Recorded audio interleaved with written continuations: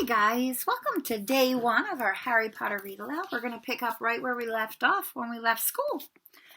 So we're on the train with Ron and Harry. Hermione had just left to go chase after Neville, who had lost his toad. So that's where we're at right now. What house are your brothers in? Asked Harry. Gryffindor, said Ron. Gloom seemed to be settling on him again. Mom and Dad were in it too. I don't know what they'll say if I'm not. I don't suppose Ravenclaw would be too bad, but imagine if they put me in Slytherin. That's the house, you know who was in? Harry asked. Yeah, said Ron. He flopped back into his seat, looking depressed. I think the ends of Scabbers' whiskers are a bit lighter, said Harry, trying to take Ron's mind off houses. So what do your oldest brothers do now that they've left, anyway? Harry was wondering what a wizard did once he'd finished school. Charlie's in Romania studying dragons, and Bill's in Africa doing something for Gringotts, said Ron. Oh, did you hear about Gringotts? It's been all over the Daily Prophet. But I don't suppose you get that with the Muggles. Someone tried to rob a high-security ball. Harry stared. Really? What happened to them? Nothing. That's why it's such big news. They haven't been caught.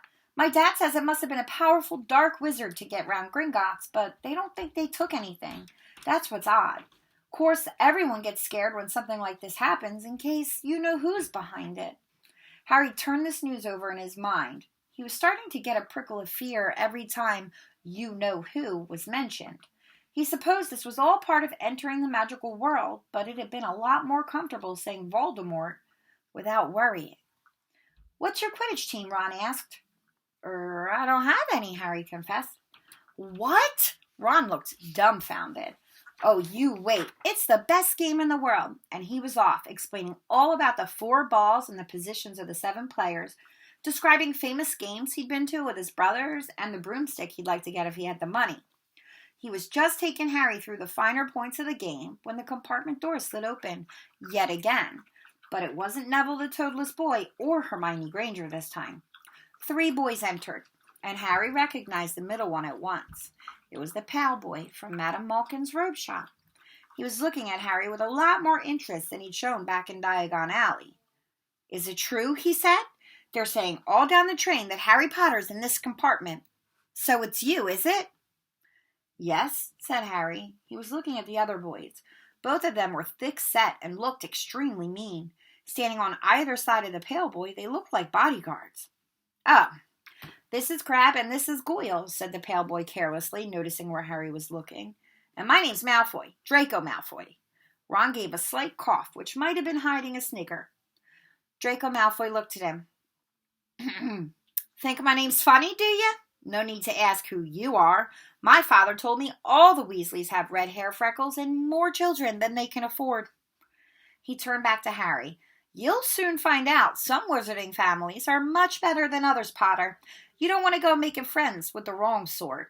I can help you there. He held out his hand to shake Harry's, but Harry didn't take it. I think I can tell who the wrong sort are for myself, thanks, he said coolly. Draco Malfoy didn't go red, but a pink tinge appeared in his pale cheeks. I'd be careful if I were you, Potter, he said slowly. Unless you're a bit politer, you'll go the same way as your parents. They didn't know what was good for them either. You hang around with riffraff like the Weasleys and that Hagrid, and it'll rub off on you. Both Harry and Ron stood up. Say that again, Ron said, his face as red as his hair. Oh, you're going to fight us, are you? Malfoy sneered. Unless you get out now, said Harry, more bravely than he felt, because Crabbe and Goyle were a lot bigger than him and Ron. But we don't feel like leaving, do we, boys? We've eaten all our food, and you still seem to have some.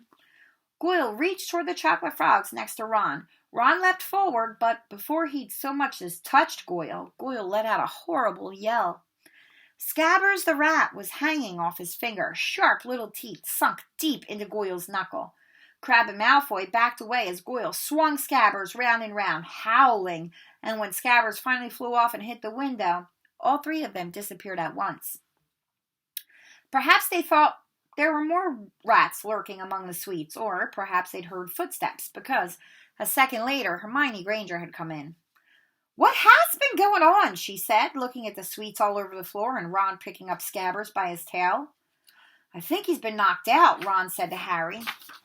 He looked closer at Scabbers. No, I don't believe it. He's gone back to sleep. And so he had. You've met Malfoy before? Harry explained about their meeting in Diagon Alley. I've heard of his family, said Ron darkly. They were some of the first to come back to our side after you-know-who disappeared. Said they'd been bewitched. My dad doesn't believe it. He says Malfoy's father didn't need an excuse to go over to the dark side. He turned to Hermione. Can we help you with something? You better hurry up and put your robes on. I've just been up to the front to ask the conductor, and he says we're nearly there. You haven't been fighting, have you? You'll be in trouble before we even get there. Scabbers has been fighting, not us, said Ron, scowling at her. Would you mind leaving while we change? All right. I only came in here because people outside are behaving very childishly, racing up and down the corridors, said Hermione in a sniffy voice. And you've got dirt on your nose, by the way. Did you know? Ron glared at her as she left. Harry peered out of the window. It was getting dark. He could see the mountains and forests under a deep purple sky. The train did seem to be slowing down. He and Ron took off their jackets and pulled on their long black robes. Ron's were a bit short for him. You could see his sneakers underneath them. A voice echoed through the train. We will be reaching Hogwarts in 5 minutes' time. Please leave your luggage on the train. It will be taken to the school separately. Harry's stomach lurched with nerves, and Ron, he saw, looked pale under his freckles. They crammed their pockets with the last of the sweets and joined the crowd thronging in the corridor. The train slowed right down and finally stopped. People pushed their way towards the door and out onto a tiny dark platform. Harry shivered in the cold night air. Then a lamp came bobbing over the heads of the students, and Harry heard a familiar voice. First years over here. All right there, Harry? Hagrid's big hairy face beamed over the sea of heads. Come on, follow me. Any more first years? Mind your step now. First years, follow me. Slipping and stumbling, they followed Hagrid down what seemed to be a steep, narrow path. It was so dark on either side of them that Harry thought there must be thick trees there. Nobody spoke much. Neville, the boy who kept losing his toad, sniffed once or twice. You'll get your first sight of Hogwarts in a sec, Hagrid called over his shoulder. Just round this bend here. There was a loud, oh! The narrow path had opened suddenly onto the edge of a great black lake. Perched atop a high mountain on the other side, its windows sparkling in the starry sky, was a vast castle with many turrets and towers. No more afford to a boat, Hagrid called, pointing to a fleet of little boats sitting in the water by the shore. Harry and Ron were followed into their boat by Neville and Hermione. Everyone in, shouted Hagrid, who had a boat to himself. Right then, forward! And the fleet of little boats moved off all at once, gliding across the lake, which was as smooth as glass. Everyone was silent, staring up at the great castle overhead. It towered over them as they sailed nearer and nearer to the cliff on which it stood.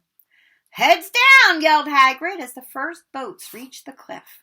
They all bent their heads, and the little boats carried them through a curtain of ivy that hid a wide opening in the cliff face. They were carried along a dark tunnel which seemed to be taking them right underneath the castle until they reached a kind of underground harbor where they clambered out onto rocks and pebbles. Oi! You there! Is this your toad? Said Hagrid, who was checking the boats as people climbed out of them. Trevor! Cried Neville blissfully, holding out his hands. Then they clambered up a passageway in the rock after Hagrid's lamp, coming out at last onto a smooth, damp grass right in the shadow of the castle. They walked up a flight of stone steps and crowded around the huge oak front door. Everyone here? You there, still got your toad? Hagrid raised a gigantic fist and knocked 3 times on the castle door. Chapter 7, The Sorting Hat. The door swung open at once. A tall black-haired witch in emerald green robes stood there. She had a very stern face, and Harry's first thought was that this was not someone to cross. "The first year's Professor McGonagall," said Hagrid. "Thank you, Hagrid. I will take them from here." She pulled the door wide. The entrance hall was so big you could have fit the whole of the Dursleys' house in it. The stone walls were lit with flaming torches like the ones at Gringotts. The ceiling was too high to make out, and a magnificent marble staircase facing them led to the upper floors. They followed Professor McGonagall across the flagged stone floor. Harry could hear the drone of hundreds of voices from a doorway to the right. The rest of the school must already be here, but Professor McGonagall showed the first years into a small empty chamber off the hall. They crowded in rather closely together than they would usually have done, peering about nervously. "Welcome to Hogwarts," said Professor McGonagall. "The start of term banquet will begin shortly, but before you take your seats in the Great Hall, you will be sorted into your houses. The sorting is a very important ceremony because while you are here, your house will be something like your family within Hogwarts. You will have classes with the rest of your house, sleep in your house dormitory, and spend free time in your house common room. The 4 houses are called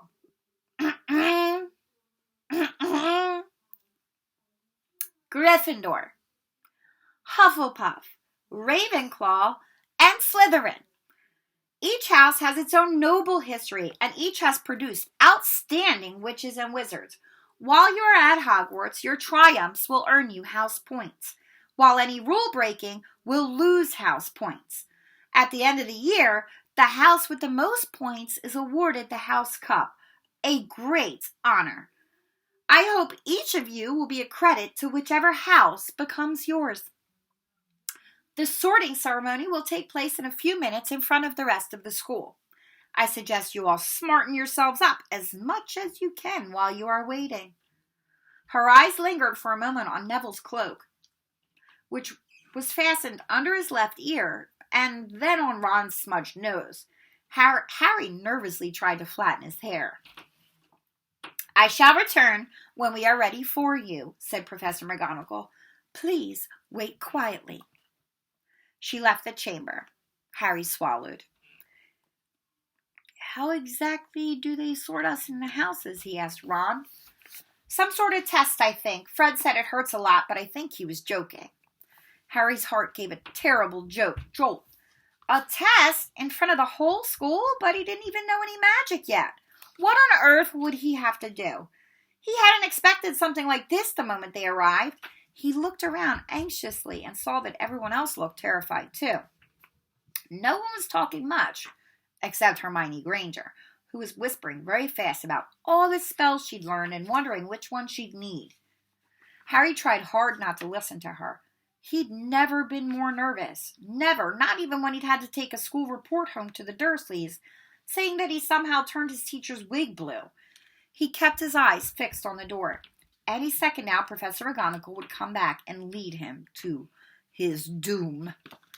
Then something happened that made him jump about a foot in the air. Several people behind him screamed. "What the?" He gasped. So did the people around him. About 20 ghosts had just streamed through the back wall.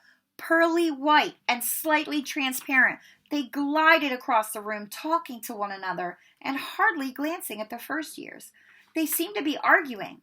What looked like a fat little monk was saying, "Forgive and forget. I say we ought to give him a second chance. My dear Friar, haven't we given Peeves all the chances he deserves? He gives us all a bad name, and you know he's not really even a ghost. I say, what are you all doing here?" A ghost wearing a ruff and tights had suddenly noticed the first years. Nobody answered. "New students," said the fat friar, smiling around at them. "About to be sorted, I suppose?" A few people nodded mutely. "Hope to see you in Hufflepuff," said the friar. "My old house, you know." "Move along now," said a sharp voice. "The sorting ceremony's about to start." Professor McGonagall had returned. One by one, the ghosts floated away through the opposite wall. "Now, Form a line, Professor McGonagall told the first years, and follow me. Feeling oddly as though his legs had turned to lead, Harry got into line behind a boy with sandy hair, with Ron behind him, and they walked out of the chamber, back across the hall, and through a pair of double doors into the great hall.